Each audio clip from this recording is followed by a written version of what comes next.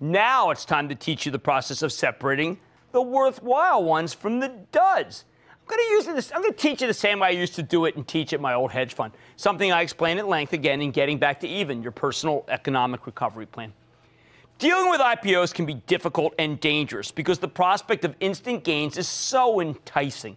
The euphoria, just the sheer excitement of it can cloud your better judgment and really hurt you. That's why you need a consistent method to make sure you don't get torn to pieces by something that you just don't understand. A deal that you can't fathom or make heads or tails of. So here's your primer on analyzing hot from cold and safe from dangerous. House of Pleasure. The first and most important thing I look for with an IPO isn't what the company does. No, strangely, maybe counterintuitive to you, it's the company's pedigree. What do I mean by pedigree? I care, same thing like with dogs and horses. I care about who the executives are, who the investors are, and most important, who the brokers doing the deal are, who's selling it to you. The first cohort, the managers, can often be a relative unknown these days, and strangely is actually maybe the least important part of the pedigree. Here's why. It's because so many of the best deals these days represent technology companies, and those companies revolve around an invention much more than a management team. Let's take the quintessential example. If you just looked at Google's management, for example, you probably would have avoided its IPO like the plague. I mean, think about it. Who the heck were Larry Page and Sergey Brin? Sergey Brin. I don't even know. A couple of young guys. A couple of 20-something wild men. I frankly don't find that particularly encouraging, even though I like the stock very much. But I do like to see one seasoned player in the midst. In the case of Google, the company had hired Eric Schmidt, a man with a long history of successfully shepherding along Silicon Valley companies from infancy to early childhood at the very least, which is one of the reasons why I came public.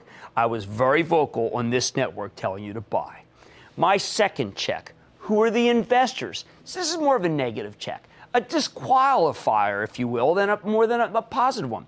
When looking at the investors in the company that's coming public, I am concerned that you avoid getting caught up in another kind of investment, one that is funded by private equity companies anxious to cash in on a better market. Private equity firms like Blackstone, KKR, Thomas Lee, Carlyle, Cerberus. Now, I got to tell you, these guys have bought dozens of companies in the last few years. In many cases, they paid far too much for them, and they know it and you know it. They need badly to offload these companies into the open market. They got to get them off the books. They got to repay some of their investors. Some of them will be barely profitable. Others will simply be stinkers that the brokers will try to entice you to pick up with the hope that rising tide could lift all boats. The way I see it, these private equity IPOs, almost as a rule, cannot be trusted. That's right. Take them off the table. We're going to miss some good ones. I don't care. I got to keep you from losing money. And this brings up another aspect of analyzing IPOs. Recognize that just because a company can be publicly traded, it doesn't mean it isn't a piece of junk, right? There are plenty of publicly traded companies that would qualify as a travesty of a mockery of a sham. What I call stocks that shouldn't be stocks. That's what I call them getting back to even. They shouldn't be. Regulators don't have a mandate to judge the quality of IPOs. They just make companies disclose as many facts and financials as possible so you can judge yourself. And the brokers, at least, when they're dealing with private equity firms, I find them almost always deeply conflicted because they do so much business with these outfits that they're hard to say no to. The brokerage houses get immense amounts of money from private equity firms when they take a company private, and even more fees when the company spun off as a public entity again. So how are they going to? Brokerage firms can't get them angry. I think that's why the investment bankers will often bend over backwards to favor the private equity firm that's issuing shares rather than favoring you, the brokerage clients who buy them. As with the awful here, this is just one you can look up, you can Google it, the awful Rail Express deal from Fortress. So if you see the private equity firms are the main investors in a company that's coming public, call it a gigantic red flag, perhaps the biggest red flag in the investing canon. Then, third, as I explained, getting back to even, I always look at the brokerage houses bringing the deal. I want them to be major firms along the lines of a Goldman Sachs, Morgan Stanley, Credit Suisse. Why does it matter? Because these firms actually have a reputation on the line. Doesn't mean they aren't going to screw up, but they have a reputation on the line with each deal. And that makes them less willing to bring a public company just for fees, okay?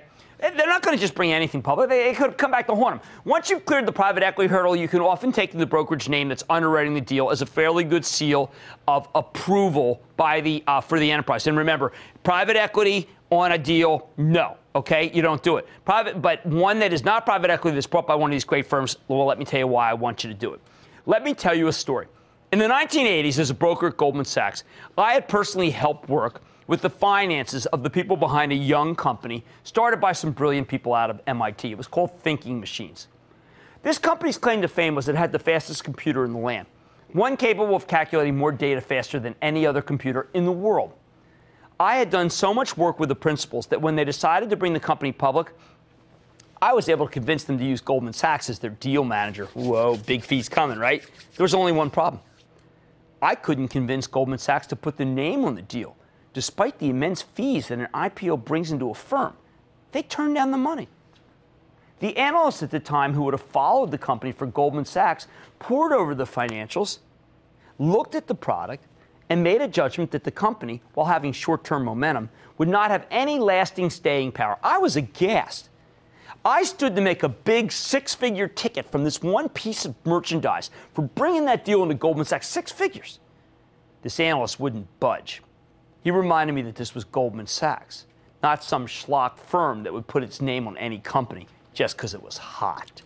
Sure enough, we passed. You know that within a couple of years, the company failed? A victim of what? A better technology, poor financial management. Exactly what the analysts said could happen. So take it from me. That's why the brokerage pedigree still matters. And I would pass on deals done by firms that you have never heard of that have little or no track record with successful underwritings. That doesn't mean every IPO brought by a high-quality broker like Goldman will be a success, far from it. But avoiding the smaller outfits does help you weed out many of the failures. Here's the bottom line. Only after I've gone through that 3-step vetting process, which you can learn about in Getting Back to Even, would I then actually consider what the company does or what it makes or how it is done in the past. In part because it's so difficult to judge those issues. I'd rather just use the quick filter I just went through before I even cracked the books on the company.